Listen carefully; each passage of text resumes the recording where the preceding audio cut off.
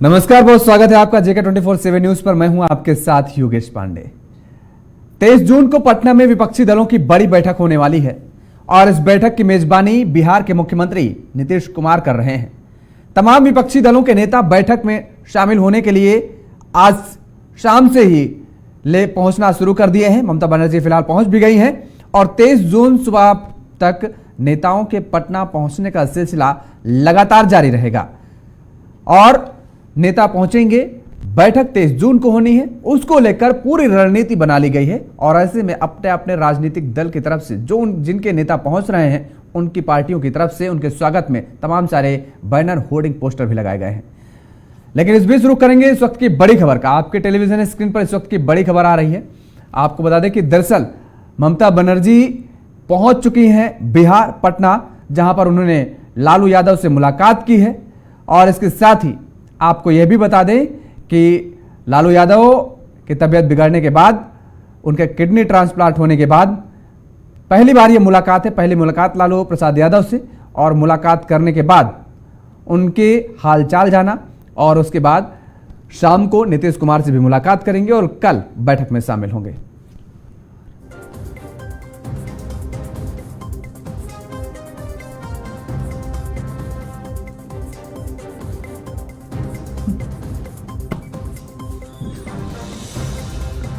तो बड़ी खबर है आपके टेलीविजन स्क्रीन पर। लालू यादव से मिलने पहुंची ममता बनर्जी। तेजस्वी यादव के आवास पर ममता बनर्जी पहुंची हैं। लालू यादव से मिलने ममता बनर्जी पहुंची हुई हैं और यह काफिला आप देख सकते हैं। यह ममता बनर्जी का काफिला है जो कि लालू यादव के आवास पर पहुंचा और ममता बनर्जी आप तस्वीरों में देख सकते हैं। ममता बनर्जी बैठी हुई नजर आ रही हैं और ये लालू प्रसाद यादव के घर की तस्वीरें हैं जहां ममता बनर्जी पहुंची हुई हैं और उनका कुशल क्षेम जानने पहुंची हुई हैं और कल बैठक में भी ममता बनर्जी शामिल होंगी। महागठबंधन की कल बैठक होनी है 23 जून को पटना में और इसी सिलसिले में ममता बनर्जी आज पटना पहुंच चुकी हैं और सबसे पहले उन्होंने लालू प्रसाद यादव से मुलाकात करने वो पहुंची हुई हैं। ये तस्वीरें लालू प्रसाद यादव से मुलाकात करने पहुंचने के दौरान की हैं और कल ममता बनर्जी बैठक में शामिल होंगी।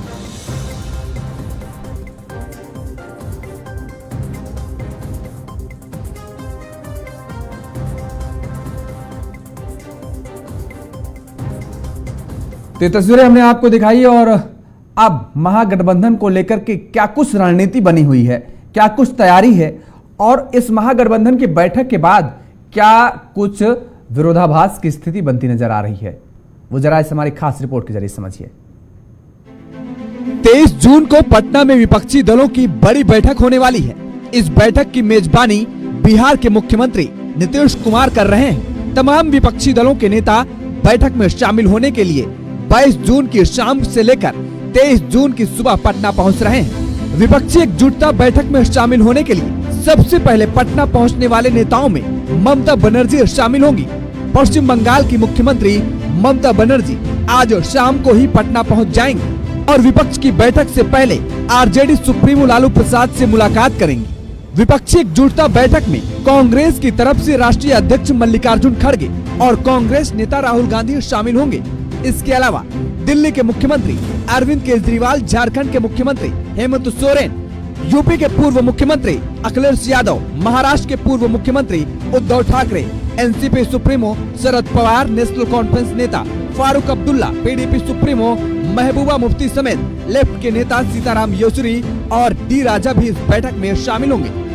हालांकि सपा गठबंधन में शामिल आरएलडी प्रमुख जयंत चौधरी इस बैठक में शामिल नहीं होंगे। नीतीश का मेगा प्लान।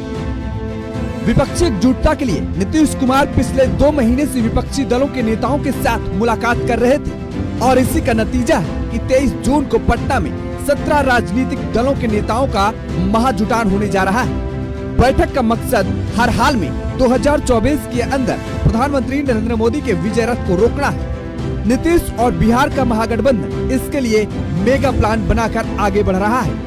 आज शाम पटना पहुंचेंगी ममता बनर्जी। पश्चिम बंगाल की मुख्यमंत्री ममता बनर्जी आज शाम को ही पटना पहुंच जाएंगी। विपक्ष की बैठक से पहले दीदी आरजेडी सुप्रीमो लालू प्रसाद से मुलाकात करेंगी। दरअसल इसके पहले भी वो जितनी बार पटना आई हैं, राबड़ी आवास जाती रही हैं। ममता सबसे पहले लालू यादव और उनके परिवार के लोगों से मुलाकात करेंगी। लालू के बाद ममता बनर्जी की मुलाकात नीतीश कुमार से होगी। राहुल गांधी के लिए बड़ी तैयारी। विपक्षी एकजुटता बैठक में शामिल होने के लिए कांग्रेस अध्यक्ष मल्लिकार्जुन खड़गे और राहुल गांधी 23 जून की सुबह पटना पहुंचेंगे। पटना पहुंचते ही दोनों नेता एयरपोर्ट से सीधा कांग्रेस प्रदेश मुख्यालय सदाकत आश्रम पर जाएंगे। राहुल और खड़गे के दौरे को लेकर सदाकत आश्रम में तैयारियों को पूरा किया जा रहा है। राहुल गांधी यहां लगभग 1 घंटे तक रहेंगे और पार्टी के नेताओं और कार्यकर्ताओं से मुलाकात करेंगे। इसके लिए सदाकत आश्रम में 70,000 स्क्वायर फीट का एक भव्य पंडाल भी तैयार किया जा रहा है। राहुल यहां नेताओं और कार्यकर्ताओं से संवाद करेंगे। सदाकत आश्रम में बाबा साहब अम्बेडकर की प्रतिमा का अनावरण भी होना है। स्थानीय नेताओं से मिलने के बाद राहुल गांधी कांग्रेस अध्यक्ष के साथ मुख्यमंत्री आवास के लिए रवाना हो जाएंगे, जहां विपक्षी एकजुटता की बैठक होनी है। लेकिन यह बैठक कितनी कारगर साबित होगी, अभी कुछ भी कह पाना जल्दबाजी होगी। क्षेत्रीय पार्टियों की कांग्रेस से मांग। बड़ी विचित्र बात है कि क्षेत्रीय पार्टियां नहीं चाहती कि कांग्रेस उन राज्यों में चुनाव लड़े जहां क्षेत्रीय पार्टियां मजबूत हैं। मसलन आज के समय में बिहार में राष्ट्रीय जनता दल सबसे बड़ी पार्टी है, तो कांग्रेस बिहार में चुनाव न लड़े। इस तरह की बात कुछ महीने पहले राजद नेता और बिहार के उप मुख्यमंत्री तेजस्वी यादव ने कही भी थी। तो क्या कांग्रेस बिहार में चुनाव न लड़े जहां वो दशकों तक सत्तारूढ़ रही थी? तो क्या कांग्रेस पंजाब में चुनाव न लड़े जहां वो कुछ पिछले वर्ष तक सत्ता में थी, जहां कांग्रेस मुख्य अभी भी विपक्षी दल की भूमिका में है? क्या कांग्रेस दिल्ली में भी आम आदमी पार्टी के लिए मैदान खाली छोड़ दे? अरविंद केजरीवाल के कुछ मंत्रियों ने पिछले दिनों इसी आशय का बयान भी दिया था। केजरीवाल का लेटर बम और पटना में पशुपेश। पटना में 23 तारीख को होने वाली महागठबंधन की मीटिंग से पहले दिल्ली के मुख्यमंत्री अरविंद केजरीवाल एक अजब सी शर्त रख दिए हैं। उन्होंने मांग की है कि वो सबसे पहले दिल्ली पर केंद्र के अध्यादेश पर चर्चा करें। केजरीवाल की इस जिद ने जदयू और राजद के अलावा कांग्रेस को भी मुश्किल में डाल दिया है। अब तक कांग्रेस ने केजरीवाल के अध्यादेश के मुद्दे पर साथ देने का वादा नहीं किया है। बिहार कांग्रेस के कई नेताओं ने तो केजरीवाल के इस रुख पर ऐतराज जताते हुए कहा है कि किसी एक राज्य का विषय उठाना सही नहीं है। तो क्या केजरीवाल रंग में भंग डालना चाहते हैं? आज भले ही महागठबंधन में शामिल दलों का कुनबा अच्छा खासा बड़ा दिखता है, लेकिन उनके मतभेदों पर विसंगतियों की फेहरिस्त दिन ब दिन लंबी होती जा रही है। कांग्रेस के लिए धर्म संकट जैसी स्थिति। अब सवाल उठता है कि ऐसी स्थिति में कांग्रेस कार्यकर्ताओं का क्या होगा? कांग्रेस मुख्यतः 3-4 राज्यों तक सिमट गई है। राजस्थान, छत्तीसगढ़ और हिमाचल में कांग्रेस की सरकारें हैं। इसके बाद पिछले दिनों कर्नाटक में अपनी सरकार बनाने के बाद क्या कांग्रेस अपने कार्यकर्ताओं को घर बैठने को कहेगी? कांग्रेस के लिए धर्म संकट जैसी स्थिति बन गई है, जिससे उसे बाहर निकलना होगा। शायद विपक्षी दलों के अंदर इस बात को लेकर भी डर सता रहा होगा कि अगर कांग्रेस ने अपना जनाधार वापस हासिल कर लिया तो क्षेत्रीय दलों का क्या होगा? News desk, JK24/7 news. तो आपने ये हमारी खास रिपोर्ट देखी और इसमें किस तरीके से बैठक को लेकर के रणनीति बनाई जा रही है और किस तरीके से इस महागठबंधन के रंग में भंग डालने का भी काम किया जा रहा है। ये भी एक बड़ा सवाल उठ रहा है कि दरअसल अब नेताओं के तमाम अपने अलग अलग सुर भी उठते नजर आ रहे हैं। इसमें तमाम सारी अब शर्तें निकल के आने लगी हैं और उन शर्तों के बलबूते ही इस बैठक में शामिल होने और इस बैठक की चर्चा करने की बात कही जा रही है। लेकिन सवाल उठता है ये कि आखिर क्या सभी राजनीतिक दल जिन शर्तों की मांग की जा रही है उन शर्तों पर सभी राजनीतिक दल एकमत होते नजर आएंगे? उन शर्तों के अनुसार इस महागठबंधन पर चर्चा हो पाएगी? ये बड़ा सवाल है। हमारे साथ कुछ मेहमान जुड़े हुए हैं, आपका तारुफ करा देते हैं। वैभव श्रीवास्तव जी हैं, आम आदमी पार्टी के प्रवक्ता हैं। वैभव अग्रवाल जी हैं, भारतीय जनता पार्टी के प्रवक्ता हैं। डॉक्टर कमलेश त्रिपाठी जी हैं, जदयू प्रवक्ता हैं। डॉक्टर अजय तिवारी जी हमारे साथ जुड़े हुए हैं, राजनीतिक विश्लेषक हैं। आप सभी मेहमानों का JK24/7 न्यूज पर जुड़ने के लिए बहुत बहुत शुक्रिया, बहुत बहुत स्वागत है सभी का। और सबसे पहले कमलेश त्रिपाठी जी, आपसे जानना चाहेंगे क्या कुछ तैयारी है फिलहाल, क्योंकि कल बैठक है और ममता बनर्जी फिलहाल पहुंच चुकी हैं पटना में, लालू प्रसाद यादव से मुलाकात करने वो पहुंची हैं। जेडीयू की तरफ से क्या कुछ तैयारी है, क्योंकि नीतीश कुमार ही महागठबंधन के संयोजक माने जा रहे हैं?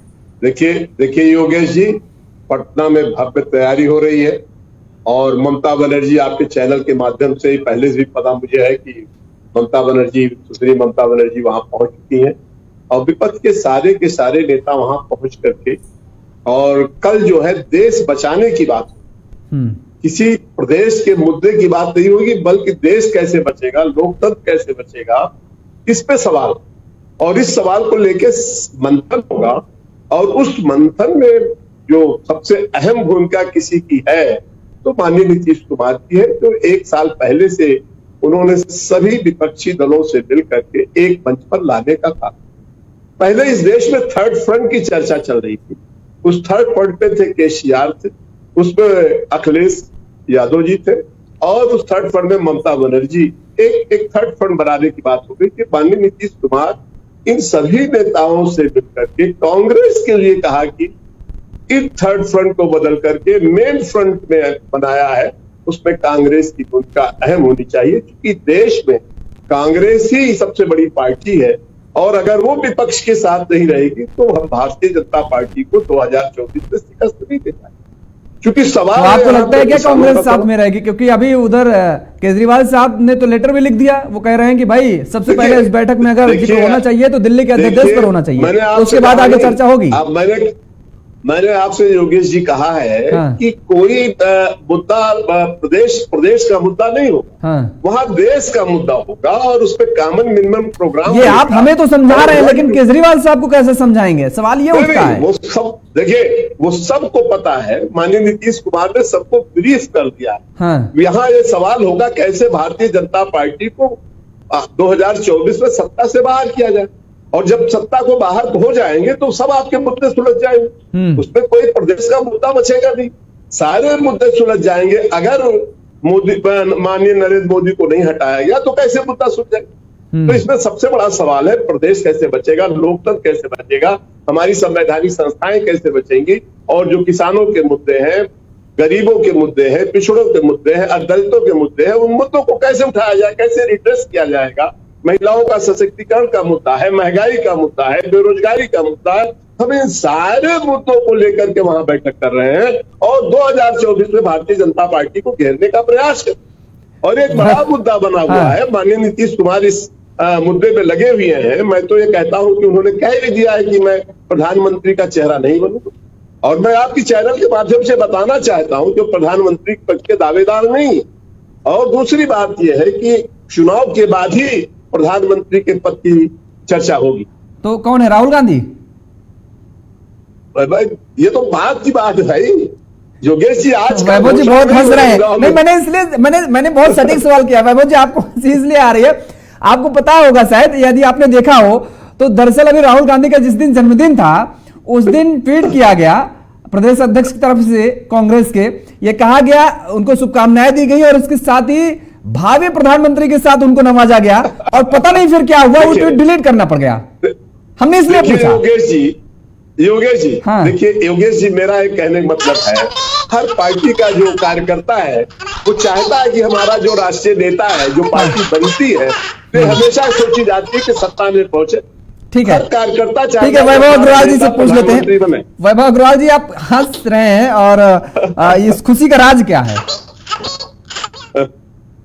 तिवारी जी, मान्य तिवारी जी मेरे बड़े हैं, मैं सप्रेम नमस्कार है मेरा उनको। मैंने सॉरी त्रिपाठी जी और तिवारी जी, मैं और तिवारी जी का दोनों का नमन है उनको, है ना। तो तिवारी जी की तरफ से मैं बोल देता हूँ, हम दोनों पीले पीले भाई हैं, तो कोई दिक्कत नहीं है। वो जेडीयू रह गए इसमें तो कोई बात नहीं। लेकिन क्या है कि अभी वो बोल रहे थे और मैं उनका व्याख्यान बड़े ध्यान से सुन रहा था, लेकिन साथ साथ थोड़े मजे भी ले रहा था, क्योंकि क्या है कि हम सबने आज अपन तीनों ही हैं, इधर उधर करने वाला कोई और चौथा नहीं है, बस अच्छा रहा तो अपन मुस्कुराएंगे थोड़ा ज्यादा। तो मैं ये कहूँ कि अपन ने सबने हमेशा एक कहावत सुनी है, जब त्रिपाठी जी हमें शिक्षा दे रहे थे और जब तिवारी जी हमारे को बड़ा होते हुए देख रहे थे, तो हम देख रहे थे मुंगेरी लाल के हसीन सपने DD2 पे, दूरदर्शन 1 पे था, फिर TD2 पे आता था, जहां तक मेरे को याद है ना। तो कोई बात नहीं। अब मैं मेरे व्याख्यान में ज्यादा समय नहीं लूंगा, लेकिन मैंने आज के दिन के लिए, और मैंने ये सोचा था कि त्रिपाठी जी से कभी मुलाकात हो जाए जाने अनजाने में, तो मैं उनको ये जरूर दिखाऊंगा। मैं ये जेडीयू के राष्ट्रीय नेता हैं, लेकिन मैं थोड़ा सा, देखिए दोनों बच्चे, आरजेडी के दोनों बच्चे, जो डिप्टी सीएम है और फिशरीज नहीं, क्या एग्रीकल्चर मिनिस्टर है मेरे ख्याल से, छोटे वाले, तो वो जो भी है वो त्रिपाठी जी के तो अल्टीमेटली बच्चे ही हैं, उनके तो पिता बराबर है ना। तो मैं बस एक छोटा सा आपको दिखाऊंगा योगेश जी, 30 सेकंड का वीडियो है। हाँ।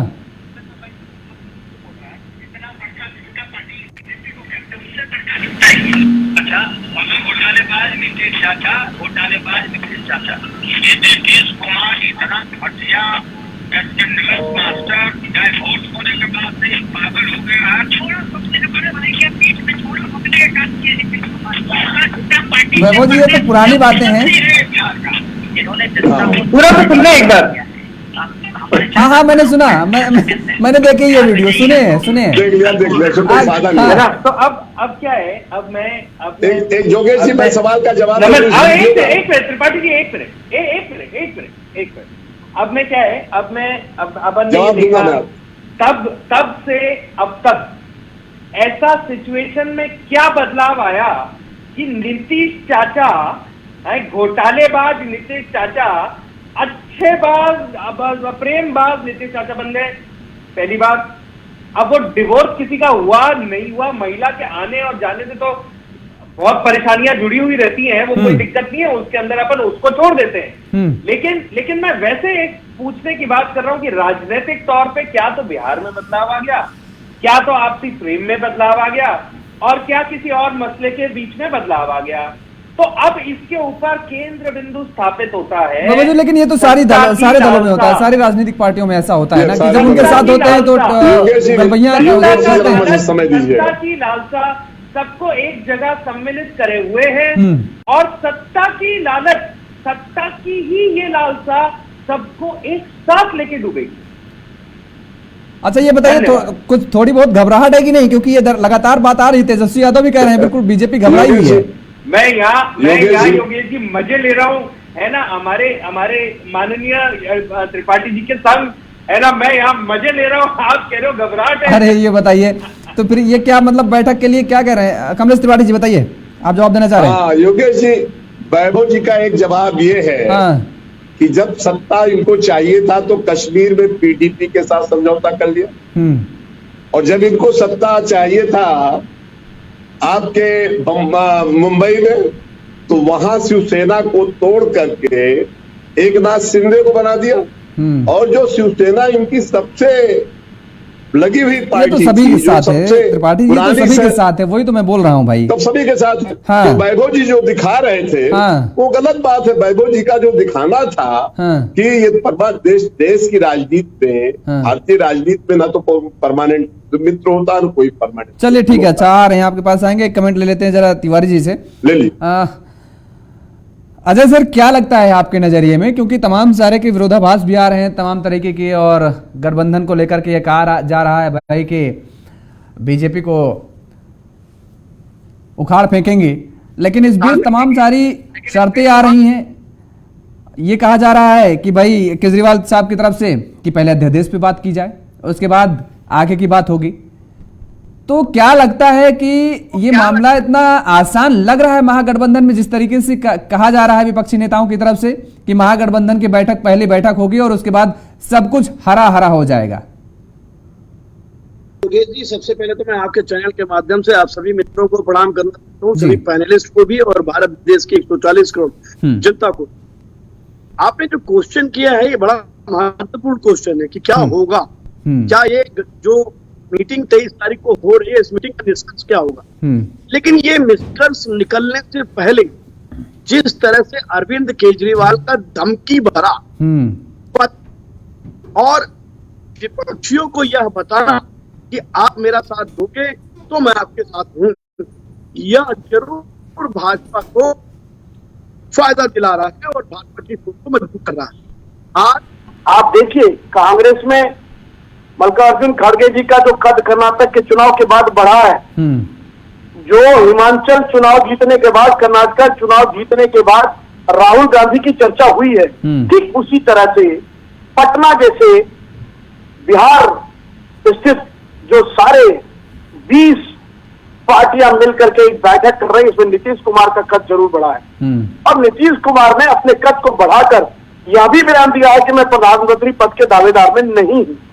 भारतीय जनता पार्टी को इस सारी टूट का जो अरविंद केजरीवाल जी द्वारा या जीतनराम मांझी के बेटे द्वारा पद का छोड़ना या आप शरद पवार जी के भतीजे द्वारा बयान देना, इन सारी चीजों को देखते हुए निश्चित तौर से 23 तारीख का जो मीटिंग होगी उस 23 तारीख की मीटिंग से निर्णय हो जाएगा कि गठबंधन कहां तक मजबूत है। क्योंकि अभी गठबंधन की जो मीटिंग में ममता जी पहले पहुंच गई हैं, ये भी ठीक बात है।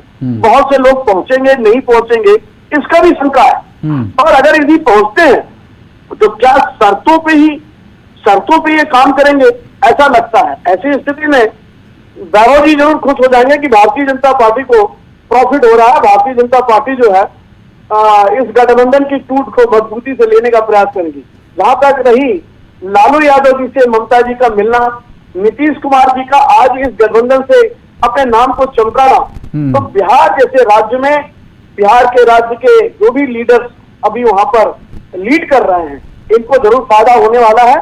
और इनकी लड़ाई अभी शुरुआती लड़ाई है। विपक्ष की जो लड़ाई है ये अभी मीटिंग के बाद निर्णय होगा, प्रधानमंत्री का दावेदार कौन रहेगा या पार्टी में कौन निर्णय लेगा। क्योंकि कांग्रेस पार्टी को हर छोटा जो दल है, जो राज्य का दल है, वो नहीं चाहता कि कांग्रेस पार्टी हमारे राज्य में चुनाव लड़े। लेकिन क्यों ना लड़े? कांग्रेस पार्टी भारत देश की पहली पार्टी और बहुत मजबूत पार्टी है।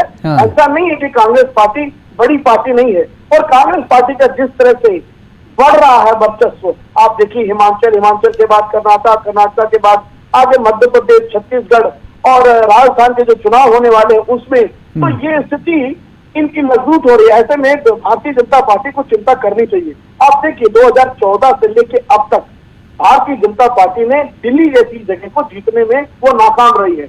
ऐसी स्थिति में भारतीय जनता पार्टी को यह चिंता का विषय है इनके भारतीय जनता पार्टी के लिए कि मेरे से कहाँ ऐसी चूक होती जा रही है। जो 2014 में पॉपुलरिटी थी वो पॉपुलरिटी अब कम क्यों होती जा रही है। इसलिए विपक्ष की इस मीटिंग को मजाक ना समझ करके विपक्ष की इस मीटिंग को बहुत मजबूत समझना होगा। और विपक्ष की 23 तारीख की मीटिंग हम सबको योगेश जी साबित कर देगी कि विपक्ष कितना मजबूत है। होगा और आगे का पूरा सिनेरियो क्रिएट जो हो रहा है वो सब कुछ साफ हो जाएगा। वैभव श्रीवास्तव हमारे साथ आम आदमी पार्टी के प्रवक्ता हैं, जुड़ गए हैं। वैभव जी आपका भी बहुत बहुत स्वागत है। वैभव श्रीवास्तव जी आवाज आ रही है आपको? वैभव श्रीवास्तव जी आवाज मिल रही है आपको? चलिए नहीं मिल रही है। कमलेश त्रिपाठी जी एक बड़ा सवाल उठ रहा है। अभी तिवारी सर कह रहे थे कि हर क्षेत्रीय दल ये चाहता है कि कांग्रेस वहां चुनाव ना लड़े जहां क्षेत्रीय दल मजबूत है। तो क्या कांग्रेस राज्यों में अपने कार्यालय बंद कर दे, ताला लटका दे? त्रिपाठी जी नहीं, तिवारी जी केवल नहीं कह रहे हैं, ये तिवारी जी तो याद दिला रहे हैं, ये आपके नेता भी कह रहे हैं। तेजस्वी यादव कह चुके हैं, केजरीवाल साहब कह चुके हैं, आम आदमी पार्टी के नेता लगातार इस बात को लेकर के आवाज उठा रहे हैं। योगेश जी एक फार्मूला जो माननीय नीतीश कुमार ने दिया है 1-to-1 फाइट का, तो फिर वो फार्मूला अच्छा नहीं तो ये अच्छा एक बात बताइए, आप बिहार में कह रहे हैं कि आरजेडी जेडीयू मजबूत है तो बिहार में कांग्रेस न लड़े, पंजाब में आम आदमी पार्टी कह रहे हैं कि हम मजबूत है भाई तो वहां पर आप चुनाव मत लड़िए, दिल्ली में कह रहे हैं कि आप हम मजबूत हैं तो वहां मत चुनाव लड़िए, उत्तर प्रदेश में समाजवादी पार्टी मजबूत है तो चुनाव लड़े कहां? जी अभी तो सब लोग मिल रहे हैं, 440 सीट पे तय हो चुका है कि कौन कहां क्या लड़े। तो ये विरोधाभास बयान क्यों आ रहे हैं फिर बैठक के? अगर ये तय हो गए हैं, अगर ये तय हो गए हैं तो विरोधाभास बयान क्यों आ रहे हैं भाई? योगेश जी मीडिया का दिया हुआ है खबर। अरे मीडिया क्या, मीडिया बोल रही है क्या? आप बोल रहे हैं तो मीडिया दिखाएगी भाई। अरे आप बोलेंगे तो मीडिया तो दिखाएगी ना। नहीं योगेश जी, हाँ। योगेश जी उस पे ये चर्चा हो रही है कि 440 सीटों पे 1-to-1 फाइट होगी, हाँ। और जो उसमें मजबूत होगा उसको टिकट मिलेगा। ये कहाँ सवाल है कि भाजपा वो कांग्रेस नहीं लड़ेगी, जनता दल आप ही लोग कह रहे हैं भाई, प्रश्न आप ही लोग कह रहे ना, ये कोई प्रश्न। तेजस्वी यादव का बयान आपने नहीं सुना क्या? देखिए 440 सीटों बड़ा जल्दी दिखाना चाहिए कांग्रेस को, आप लोग कह रहे हैं। हम हर सीट पे एक ही विपक्ष का कैंडिडेट उतारेंगे, उसका एक रीजन 38% वोट पर पे भारतीय जनता पार्टी सत्ता में आई। ठीक है, वैभव श्रीवास्तव जी आपको आवाज मिल रही है? अब 62% वोट जो है वो विपक्ष का है। अगर विपक्ष एकजुट हो जाता देखिए भाई क्या हो, और एक कैंडिडेट भारतीय जनता पार्टी के खिलाफ खड़ा होगा तो निश्चित रूप से हम ये विपक्ष कैसे एक होगा? जब आम आदमी पार्टी के नेता शर्त रख करके आएंगे तो ये विपक्ष कैसे एक होगा? आम आदमी पार्टी के अध्यक्ष केजरीवाल जी कहते हैं। देखिए योगेश जी, हमने एक सवाल आपसे किया नहीं, योगेश जी को हमने पहले ही बता, योगेश जी योगेश जी हमने पहले ही बता दिया है कि जो आपके प्रदेश की जो समस्या है या प्रदेश की जो प्रॉब्लम है उसका डिस्कशन वहां नहीं होना है। अरे तिवारी, वहां सिर्फ देश बचाना है। समस्या ये है त्रिपाठी जी, होगी त्रिपाठी जी समस्या ये है कि आप यहाँ पर टीवी पर बैठकर चर्चा के दौरान तो ये कह रहे हैं और आप इसी बात को उन नेताओं को नहीं समझा पा रहे हैं जिन्हें अपने दर पर बुला रहे हैं बैठक के लिए, मजबूती के साथ कह रहे हैं चुनाव लड़ेंगे, बीजेपी को कह रहे हैं उखाड़ फेंकेंगे, और ये आप यहाँ पर समझाने की कोशिश कर रहे हैं कि नहीं राज्य के स्तर पर नहीं, ये देश के स्तर पर चुनाव लड़ा जाएगा, फाइट किया जाएगा, तो उनको आपको नहीं समझा पा रहे हैं, वो ऐसी धमकी क्यों दे रहे हैं? योगेश जी अभी तो पहली मुलाकात है ना। अरे मुलाकात से पहले पूरा रहता फल रहा है यहाँ पर, होता है समेटेगा कौन? प्रेम में इश्क में भी रिस्क भी होता है। हाँ। अभी आप घबराइए नहीं। अरे हमें घबराने कौन सी दिक्कत है भाई? हम क्यों घबराइए आप और वैभव अग्रवाल जी? हमें घबराने की कोशिश को देखिए, एक गांव की कहावत है, मिसाल है, गांव के रहने वाले लोग हैं, गांव में जब बाढ़ आ जाती है तो उसी पे सांप भी चला जाता, उसी पे मेढक भी चला जाता, उसमें सारे लोग। तो इस बैठक में कौन सांप है कौन बिच्छू, जरा ये भी बता दीजिए। इस बैठक में जो आ रहे हैं कौन सांप कौन बिच्छू कौन मेढक, बता दीजिए। जिस तरह से नीतीश कुमार जी अपने दल को बदलने में टाइम नहीं लगाते हैं, नीतीश कुमार जी कब भाजपा के साथ रहेंगे, कब लालू के साथ रहेंगे, कब कहाँ रहेंगे, ये नीतीश कुमार जी की ही रणनीति है। और इसी नीतीश कुमार जी की रणनीति को देखते हुए आदमी रामविलास पासवान जी तो नहीं है आज हमारे बीच, रामविलास पासवान जी नीतीश कुमार की ही नीति को समझते थे, जिससे कि वो जिसकी सत्ता बने, जिसकी सरकार बने, वहां कैसे फिट हुआ जाए। और ये बिल्कुल तय है कि 23 तारीख की मीटिंग जो नीतीश कुमार जी ने बुलाई है बिहार में, इससे नीतीश कुमार का कद जरूर बढ़ा है और नीतीश कुमार मन ही मन सोच भी रहे होंगे कि मैं प्रधानमंत्री बन जाऊंगा, लेकिन मुझे नहीं लगता चलिए नीतीश कुमार जी को कोई वजन देगा। वैभव श्रीवास्तव जी साथ जुड़ गए हमारे साथ। वैभव श्रीवास्तव जी आवाज आ रही है आपको? हाँ जी मुझे आ रही है आवाज। बहुत बहुत स्वागत है आपका भी JK 24/7 न्यूज पर। ये भाई बैठक 23 तारीख को है कल, लेकिन उससे पहले ये आपके नेता की तरफ से धमकी दी जा रही है कि भाई पहले बात होगी तो देश पे होगी, उसके बाद आगे चर्चा बढ़ेगी। त्रिपाठी जी कह रहे हैं नहीं पहले देश पे बात होगी उसके बाद प्रदेश पे बात होगी, क्या होगा ये जरा आप क्लियर कीजिए। ठीक है, तो सबसे पहले तो सभी पैनलिस्ट को, कमलेश जी को, वैभव जी को, अजय जी को नमस्कार, आपके द्वारा सभी श्रोतागण को नमस्कार जी। हमने जो हमारी पार्टी की तरफ से जब भी ये ऑपोजिशन मीट की जब बात हुई थी, अभी भी उससे पहले भी, और जब जितने भी ऑपोजिशन लीडर्स थे, जो स्टेट लीडर्स थे, उनसे हमने मुलाकात की, चाहे वो स्टैलिन जी हो, ममता दीदी हो, उद्धव जी हो, बाकी बड़े लीडर्स हो, हमने एक बात स्पष्ट की कि आप जब भी हम कोई भी इस तरह का गठबंधन बनता है, अब समान विचारधाराओं का जब मेल होता है, तो सबसे जरूरी यह है कि किन बिंदुओं पे मेल हो रहा है। आम आदमी पार्टी का ये स्पष्ट मानना है कि संवैधानिक मूल्यों प्लस संवैधानिक इंस्टीट्यूशन, अब तो यहां से बढ़ के अब तो संविधान पे बात आ गई है। रोज निरंतर बीजेपी इसकी हत्या कर रही है, तो ना ऑपोजिशन को, उन सारे लोगों को एक आना होगा जो इस चीज का मिलकर मुकाबला करना चाहते हैं। माननीय नीतीश जी तेजस्वी जी के नेतृत्व में ये पहल हुई। आम आदमी पार्टी ने बढ़ के इसमें हिस्सा लिया और ये बात हम सबको स्पष्ट करना चाहते हैं कि ये विचारों का और मुद्दों का गठबंधन होना चाहिए, न कि किसी एक व्यक्ति को हराने के लिए, क्योंकि जिस तरह की विचारधारा बीजेपी और खासतौर से नरेंद्र मोदी जी के नेतृत्व में लेके हो रही है, वह इस देश के लिए। चलिए ठीक है, ये देखिए ये बात नहीं है, आप सवाल का जवाब दीजिए। ये सारी बातें हो गई हैं, ये सारी बातें हो रही लगातार। हमारा सवाल ये है कि जब बैठक होगी तो पहले डिस्कस किस पे होगा, दिल्ली के अध्यादेश पे या फिर आने वाले लोकसभा के चुनाव पर? क्योंकि आपके नेता ने ही पत्र लिखा कि सबसे पहले अगर इस महागठबंधन की जो बैठक होने जा रही है उसमें चर्चा होगी तो पहले अध्यादेश की, उसके बाद लोकसभा चुनाव की। अब आप बताइए। योगेश जी, आप पत्र को इस तरह से लीजिए कि हमारे नेता द्वारा जो बातें बाकी सब ऑपोजिशन लीडर्स को लिखी गई है, उसका मकसद ये है कि दिल्ली में जो गैर संवैधानिक ऑर्डिनेंस आया है उसकी चर्चा इस ऑपोजिशन की मीटिंग का केंद्र में होना चाहिए। इसका मतलब ये नहीं कि पहले आप और कोई मुद्दे डिस्कस नहीं होंगे और इस मुद्दे के बिना मीटिंग चलेगी नहीं। इस तरह की बातें जो है इन सब भ्रामक चीजों से दूर रहिए। हमारी पार्टी का, हमारे नेता का स्पष्ट कहना है, ऑपोजिशन की जो मीटिंग हो रही है उसमें दिल्ली ऑर्डिनेंस का जो मुद्दा है वो हर हालत में, भ्रामक चीजों से हम ना दूर रहे, जनता दूर रहे। ये कहिए, आपके नेता राजस्थान जा रहे हैं, आपके नेता पंजाब जा रहे हैं, हरियाणा जा रहे हैं, वहां कांग्रेस पर ले प्रहार ठोके पड़े हुए हैं। कांग्रेस का कोई मंतव्य स्पष्ट आ नहीं रहा है कि भाई वो आपके साथ आ रही है, अध्यादेश भी नहीं आ रही है। आप धमकी दे रहे हैं पत्र के जरिए और हमसे कह रहे हैं कि आप इन अफवाहों से दूर रहें।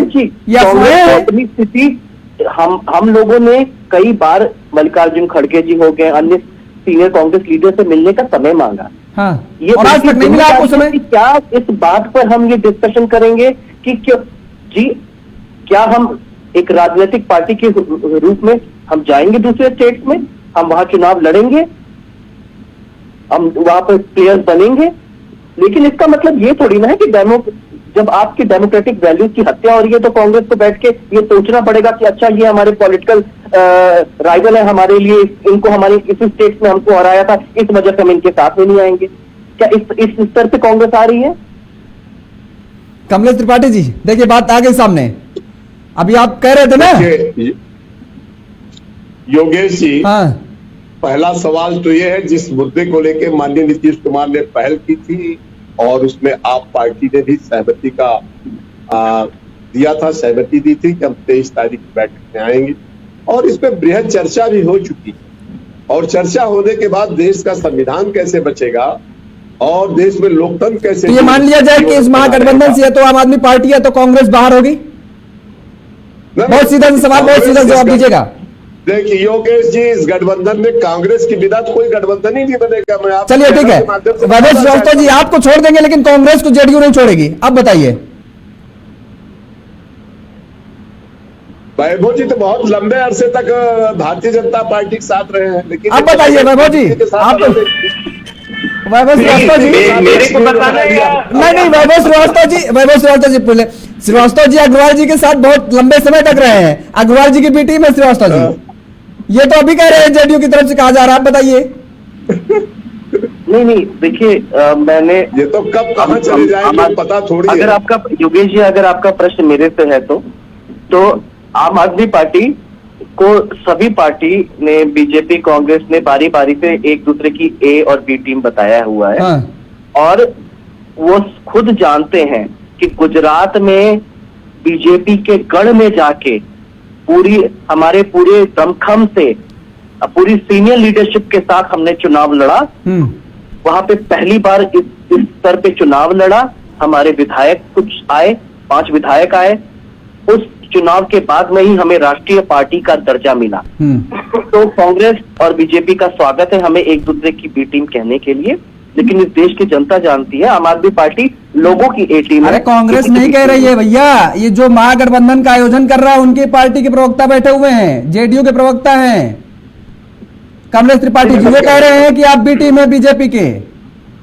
देखिए, जहां तक हम जेडीयू की सीनियर लीडरशिप की बात करते हैं, वो जानते हैं हम आम आदमी पार्टी की राय के बारे में, आम आदमी पार्टी के बारे में नहीं कहा है। इस मुद्दे में चर्चा नीतीश कुमार ने पहले से कर लिए, ये सवाल नहीं, मैं नहीं कह रहा हूँ ये बीजेपी के हैं, ये गलत है, गलत मैंने इस पर थोड़ी यूज किया। अरे अभी आप अग्रवाल जी मुझे बताइए, आप तो पहले चर्चा होगी।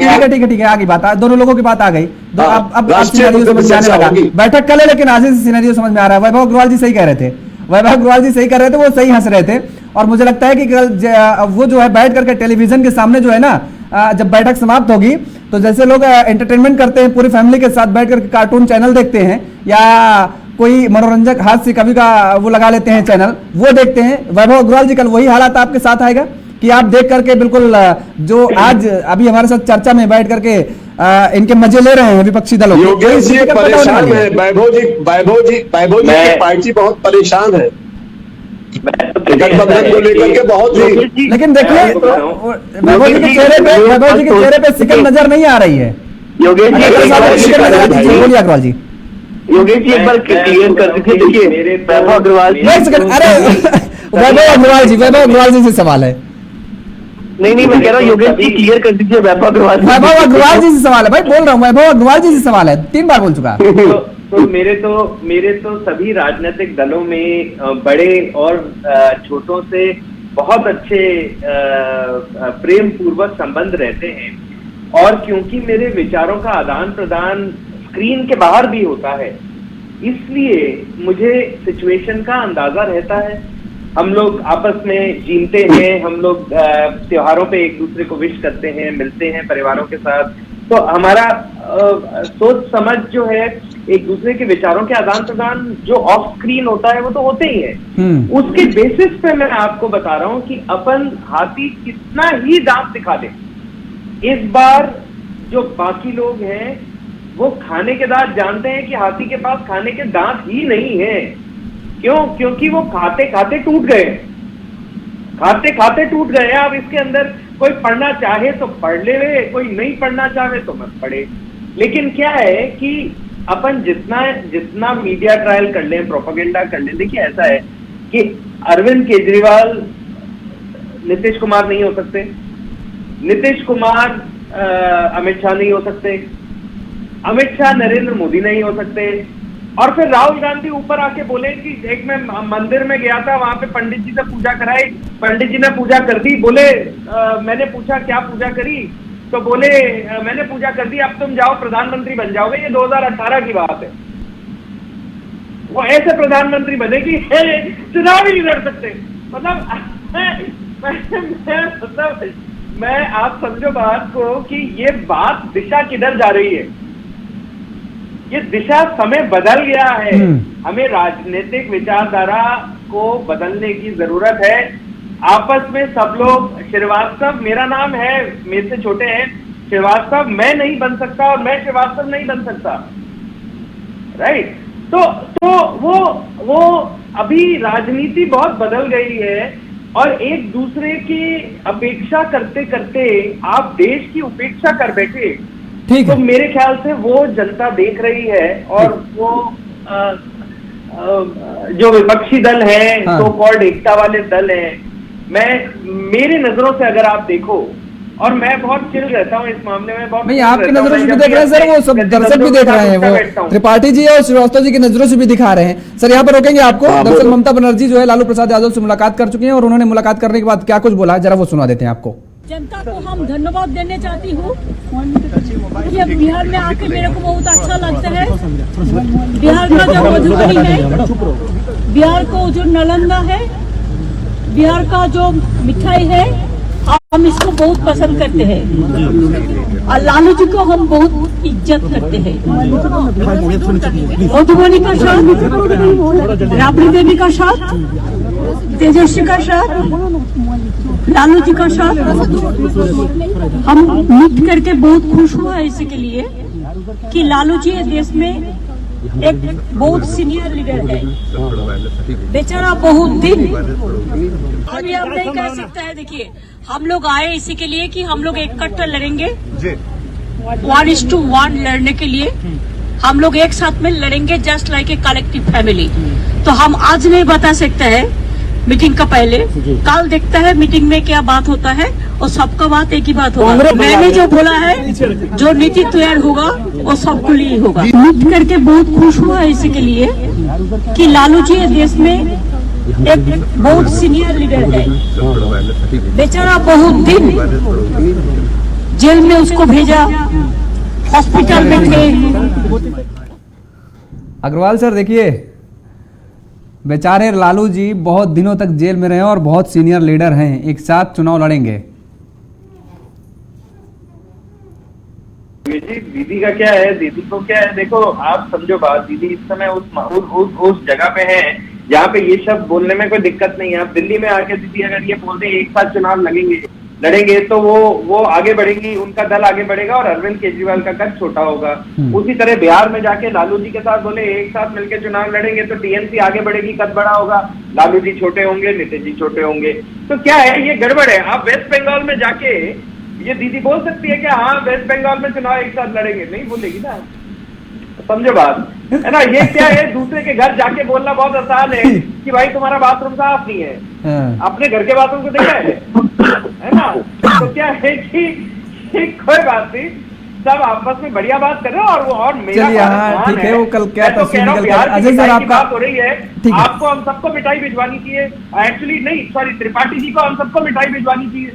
बिहार की जेडीयू सरकार में रहते हुए भी हमने मिठाई नहीं खाई बिहार की। मतलब ऐसा भी क्या देश प्रेम, ऐसा भी क्या हमें क्या हमसे प्रेम नहीं किया त्रिपाठी जी ने। चलिए ठीक है, कल ठीक बात आप कह रहे हैं, कल कितना प्रेम है ये आपसी गठबंधन कितना काम कारगर साबित होगा, कल ये पता चल जाएगा। अजय सर आपके पास आना चाह रहा था लेकिन माफ कीजिए समय इजाजत नहीं दे रहा है, इसलिए चर्चा को ये विराम देना पड़ रहा है। आप सभी मेहमानों का हमारे साथ जुड़ने के लिए, समय देने के लिए बहुत बहुत शुक्रिया। तो लगातार जिस तरीके से अब ये आवाजें उठ रही हैं, अभी आपने सुना चर्चा के दौरान भी जेडीयू की तरफ से और आम आदमी पार्टी की तरफ से जो एक दूसरे पर अभी तंज कसा जा रहा है, इस तंज के मायने क्या हैं, ये अपने आप में बेहद अहम सवाल बनते हैं। और ये सवाल इसलिए भी हैं क्योंकि केजरीवाल ने एक पत्र लिखकर जिस तरीके से धमकी भरा पत्र कहेंगे और उसमें मांग की है कि पहले अध्यादेश पे बात होगी और उसके बाद लोकसभा चुनाव पे चर्चा की जाएगी। अब बड़ा सवाल ये उठता है कि कल आखिर इस महागठबंधन की बैठक में कौन कौन से मुद्दे उठेंगे और उन मुद्दों पर चर्चा होने के बाद